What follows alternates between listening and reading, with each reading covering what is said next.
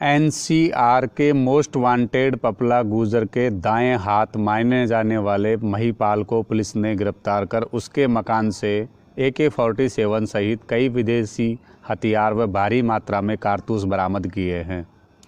इस संबंध में जयपुर पुलिस महानिरीक्षक हवा सिंह घुमरिया ने पत्रकार वार्ता कर बताया कि बदमाशों से AK-47 राइफल, 2 विदेशी पिस्टल सहित 30 जिंदा कारतूस बरामद किए।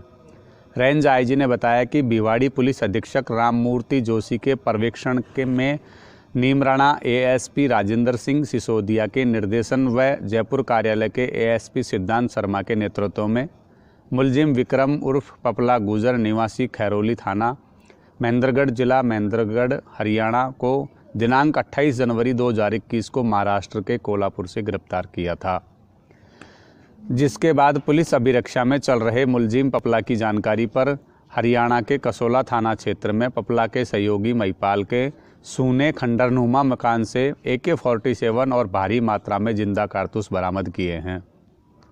पपला गुजर को वर्ष 2019 में बहरोड थाने से उसके साथियों द्वारा फायरिंग कर छुड़ा लिया गया था।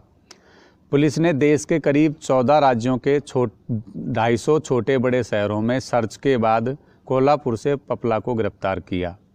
इससे पहले वर्ष 2017 में महेंद्रगढ़ कोर्ट से पपला गुजर पेशी पर जाने के दौरान पुलिस पर फायर किया था। इसके बाद पपला बहरोड पुलिस के हत्थे चढ़ा।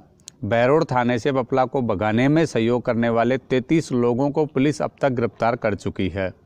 फिलहाल पपला गिरफ्तारी के बाद PC रिमांड पर है। इसे 11 फरवरी को फिर से कोर्ट में पेश किया जाएगा।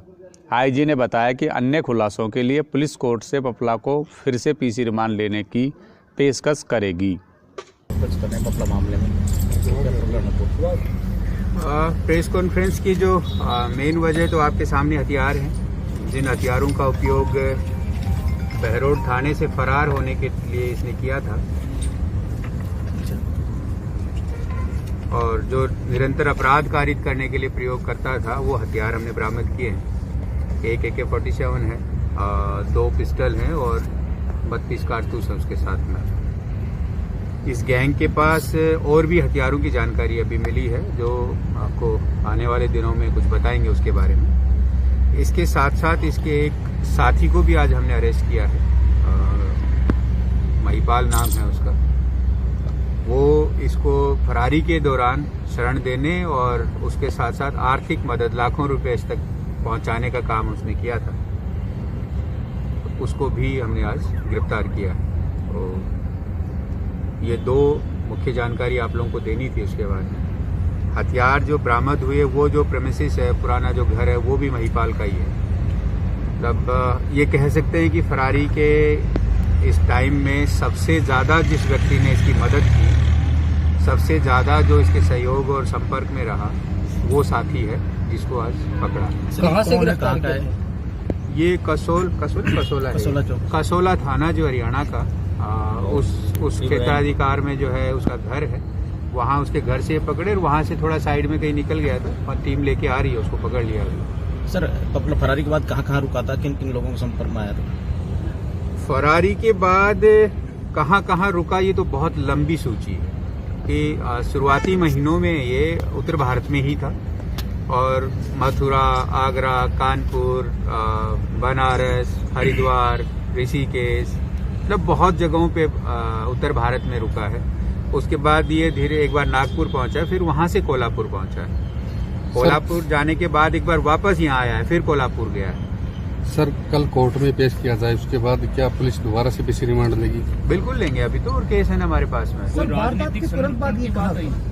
वारदात के तुरंत बाद ये लोग निकल गए यहाँ से और यहाँ से UP की तरफ निकले थे शुरुआती दिनों में जी। लेकिन कहीं भी एक दिन से ज्यादा नहीं रुके उस वक्त। 1 दिन, 1.5 दिन, 2 दिन उसी में रुके। सर, ये पूछताछ के दौरान राजनीतिक का भी राजनीति के बारे में अभी चर्चा मैं नहीं करूंगा, क्योंकि अभी केस का इन्वेस्टिगेशन चल रहा है। लेकिन इतना जरूर कहूंगा कि जितने भी लोगों के संपर्क में रहा है और जिन लोगों ने मदद की है, जिनका अपराध में कहीं भी किसी भी तरह का सहयोग रहा है, निश्चित तौर पे कानून उन पे कार्रवाई करेगा। 16 महीने से लापता था, फरार था, क्या एक महिला मित्र के साथ या एक महिपाल के और भी किसी के नाम आए?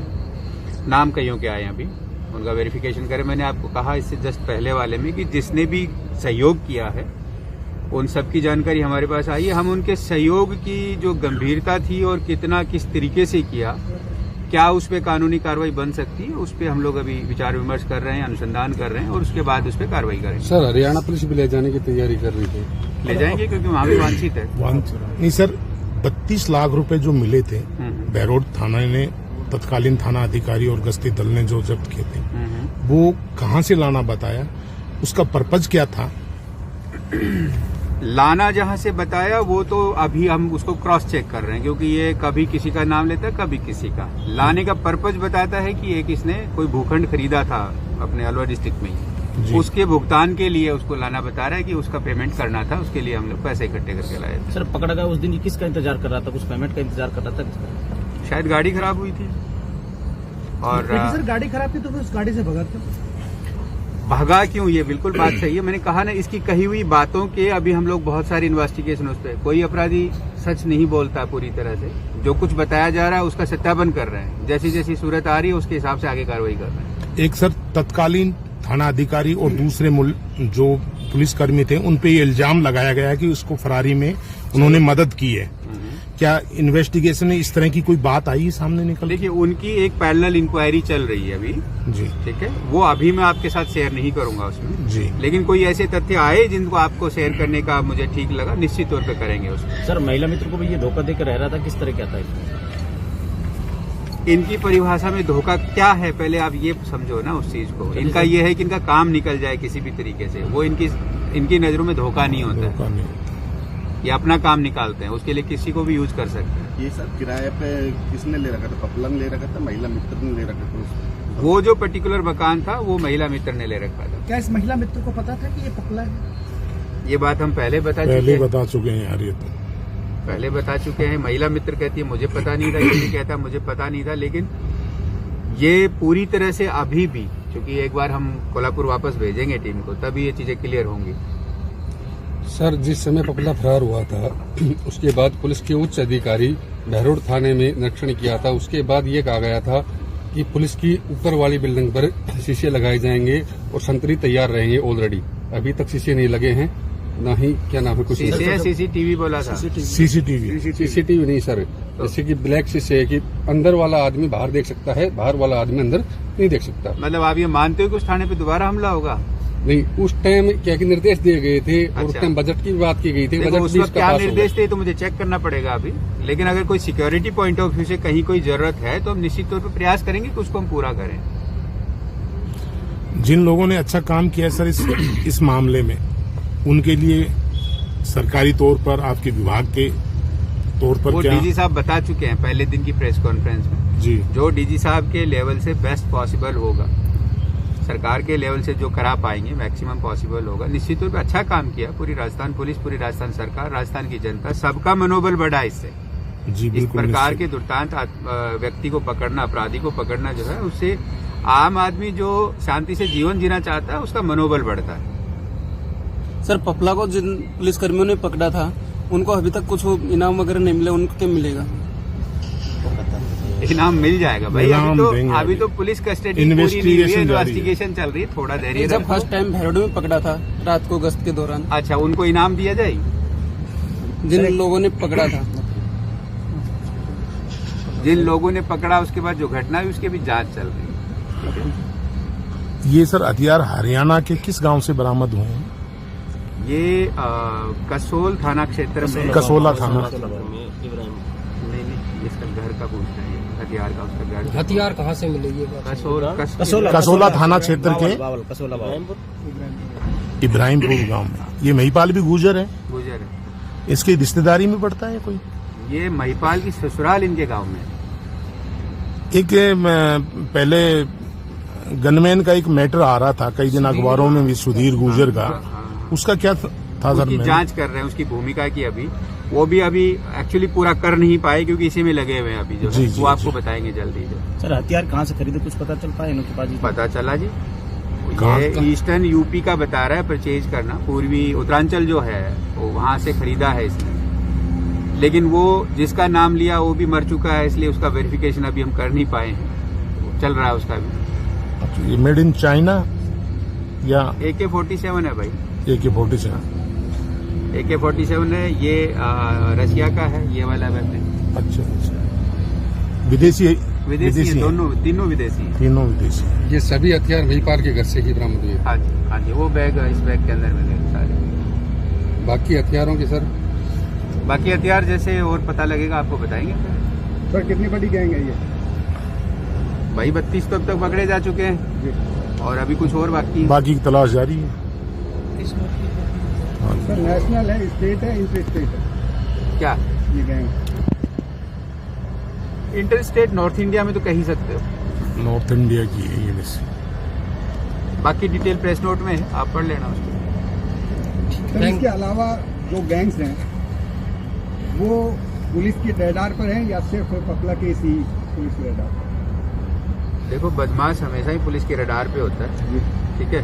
वक्त की बात होती है कि वक्त कौन से का कब ज्यादा ठीक रहता है। बाकी आप मान के चलो कि बदमाश हमेशा रडार पे ही होता है। नीमराना में सर बाहर के जो भी गैंगस्टर हैं वो यहाँ आकर के पनाह लेते हैं। कौशल का भी एक चीकू, सुरेंद्र उर्फ चीकू जो इसका दुश्मन है, वो भी यहाँ रहा था। नीमराना थाना पुलिस पर फायरिंग की थी गश्ती दल पर भी। इस तरह और भी हरियाणा के और NCR के अपराधी यहाँ आकर के उनके लिए कोई विशेष योजना, उसके लिए हम कोशिश करेंगे अभी कि एक वेरिफिकेशन एक अभियान चलाएं, क्योंकि यहाँ पे बहुत ज्यादा इंडस्ट्रीज हैं, लेबर बहुत है, इसलिए छुपना भी आसान है। ऐसी जगहों पे हमेशा छुपना आसान होता है जहाँ पे बाहर से इतनी लेबर हो, इंडस्ट्रीज हो। तो एक वेरिफिकेशन का एक अभियान अभी शुरू करेंगे हम। SP साहब और हम बात कर रहे थे उसके बारे में, ताकि पता लग सके कि कौन किसका आदमी लेबर है या कोई बदमाश आदमी है।